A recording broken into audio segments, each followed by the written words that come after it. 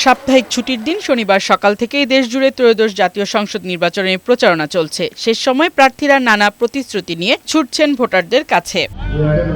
আগামীতে মেধা ও প্রযুক্তি নির্ভর বাংলাদেশ গড়ে তোলা হবে বলে মন্তব্য করেন বিএনপির স্থায়ী কমিটির সদস্য সালাউদ্দিন আহমদ। চকরিয়া উপজেলার সুজাপুর মানিকপুর এলাকায় স্থানীয় ইউনিয়ন বিএনপির আয়োজিত পথসভায় এ মন্তব্য করেন। এই দেশ একটি মেধা নির্ভর, জ্ঞান নির্ভর, প্রযুক্তি নির্ভর বাংলাদেশ হিসেবে গড়ে তুলব ইনশাআল্লাহ। আমরা সেই লক্ষ্যে বহু কর্মসূচি আমরা দিয়েছি। দ্বিমুখী রাজনীতি ও প্রশাসনের ভূমিকা নিয়ে তীব্র সমালোচনা করেছেন জাতীয় নাগরিক পার্টির দক্ষিণাঞ্চলের মুখ্য সংগঠক হাসনাত আব্দুল্লাহ। শনিবার দুপুরে যশোরের দাঁড়াটানা ভৈরব চত্বরে 11 দলীয় ঐক্যজোটের নির্বাচনী পথসভায় তিনি একথা বলেন।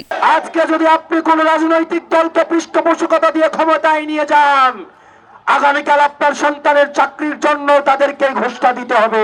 17টি বিষয় চিহ্নিত করে ন্যায় ও ইনসাফের কুমিল্লা গড়ার প্রতিশ্রুতি দিয়ে কুমিল্লা 6 আসনের জামায়াত প্রার্থী কাজী দীন মোহাম্মদ নির্বাচনী ইশতেহার ঘোষণা করেন।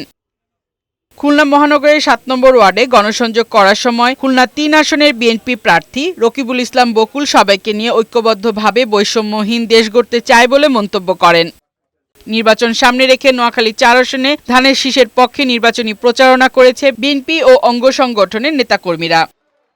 নেত্রকোনা 3 আসনে উলেমা মাশায়েখ আয়োজিত সমাবেশে বক্তব্য রাখেন বিএনপির নেতা রফিকুল ইসলাম হিলালি। নেত্রকোনা 4 আসনে দাঁড়িপাল্লার প্রতীক সমর্থনে মহিলা ভোটারদের অংশগ্রহণে মিছিল ও সমাবেশ হয়েছে।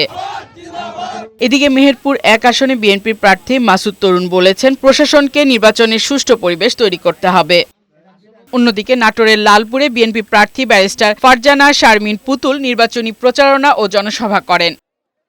এছাড়া শেরপুর 1 আসনের প্রার্থী সানসিলা জেরিন প্রিয়াঙ্কা সনাতন ধর্মাবলম্বীদের কাছে ধানের শীষের পক্ষে ভোট প্রার্থনা করেন। ফারহানা শিমু, বৈশাখী সংবাদ।